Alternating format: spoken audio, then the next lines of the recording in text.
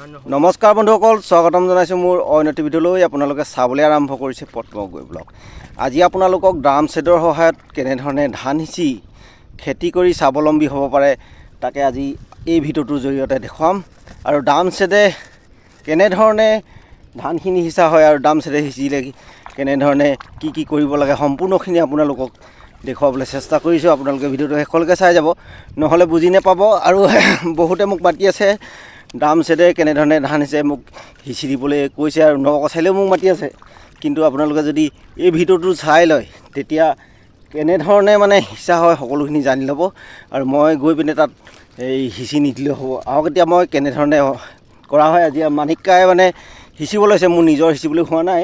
আজি মানিক কাইদেউৰ ভাগৰ অলপ সিঁচিব। ইয়াতে কিবা 3 বিঘা ন, 3 বিঘামান 2 বিঘা ধান সিঁচিব।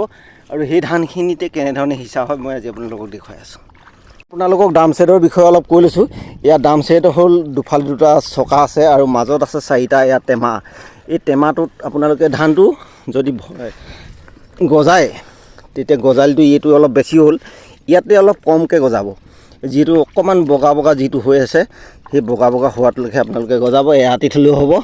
আৰু ড্ৰামটোত সম্পূৰ্ণকৈ ধানটো ভৰাব নালাগে, এনেধৰণে ভৰাই দিব।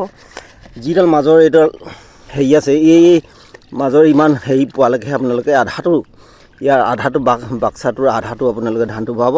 তেতিয়া ধানখিনি ভিতৰত খেলি পিনে ধানটো মানে পথাৰত পৰি যাব। আৰু ইয়াত বাট আছে 2টা আপোনাৰ, এইটো হ'ল সৰু বাট, এইটো ডাঙৰ বাট।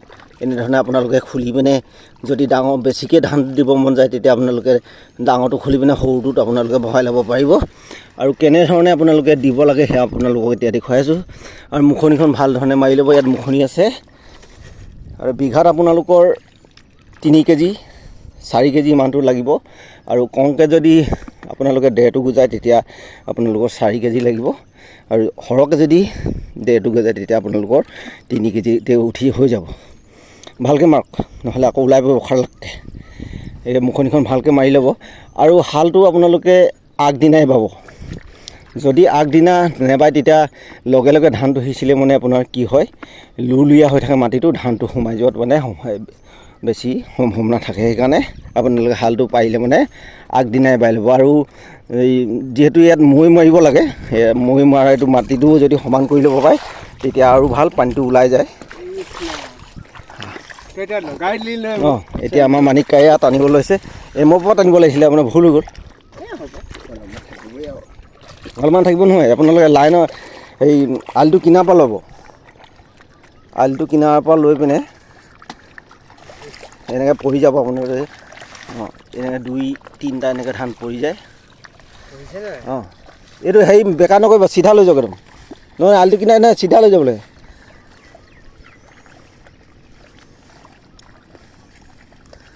আৰু এইটো এটা 1 নম্বৰ লাইন হ'ল। আপোনালোকে যদি 2 নম্বৰ লাইন দিয়ে তেতিয়া আপোনালোকৰ এইটো যিটো ছেকেণ্ড হেৰি আছে, আপোনাৰ যিটো চকাৰ চিন আছে, এই চকাৰ চিনটোত আপোনালোকে দিব।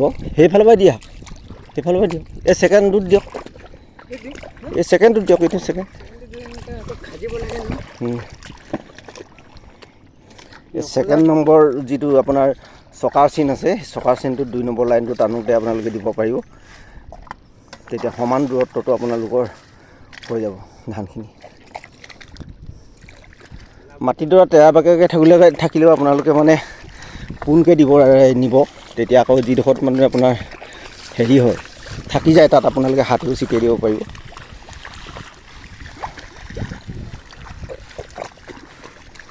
এয়া পথাৰত মানে ড্ৰাম ছেটৰ সহায়ত এনেধৰণে আপোনালোকে খেতি কৰিব পাৰিব।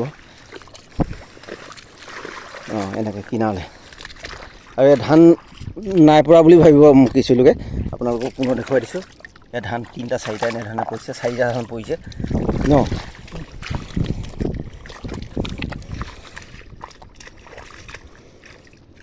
তিন নম্বৰ লাইনটো আনোতেও এনেকৈ ধৰণে আপোনালোকে যিটো চকাৰ চিন, সেই চকাৰ চিনে নিব। মানুহ এটা লাগে দাঙি দিবলৈ চকাটো, নেপালে।